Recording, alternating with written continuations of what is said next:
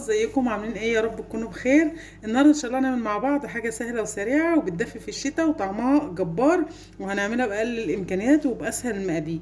انا كان هنا عندي فطير كده مشلتت، جبته وقطعته. هنعمل ام علي. جبت هنا فطير كده قطعته ودخلته تحت الشوايه من غير زيت ومن غير اي حاجه، ولا سمنه ولا زبده ولا اي حاجه، لحد ما نشف كده معايا وقرمش كده. ومعايا هنا زبيب جوز الهند سوداني، ومعايا هنا قشطه، ومعايا هنا لبن.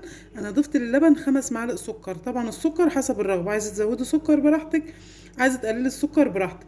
اول حاجه هبدا اعملها، هبدا بالمكسرات دي كده، وهبدا ارش هنا على اضيف هنا كده على الفطير بتاعي. ممكن تقدري تعمليه باي حاجه انت عايزاه، مش شرط فطير يعني. تمام،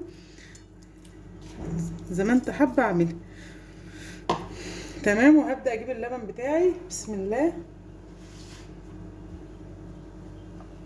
ده كيلو لبن معايا. بسم الله، غليته كده وحطيت حليته، يعني حطيت له السكر بتاعه.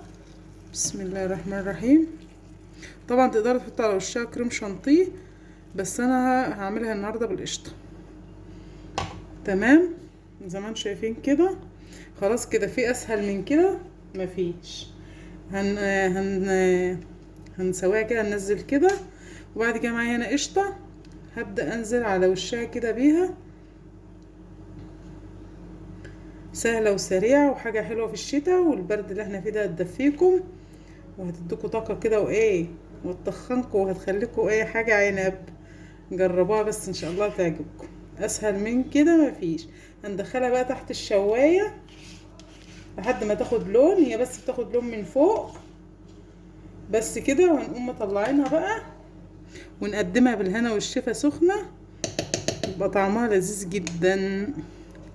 بس كده ادخلها بقى تحت الشوايه وارجع لكم تاني.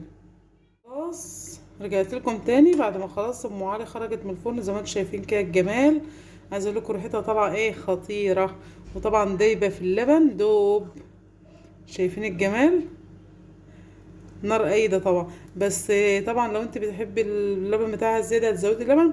بس الكميه اللي انا عملتها ديت على كيلو لبن، اللبن بتاعها يعني كويس وفيها لبن مش ناشفه. لو انت حابه تبقى ناشفه ما تزوديش اللبن. بس كده. وهي دي ام علي بتاعتي. يا رب تكون عجبتكم.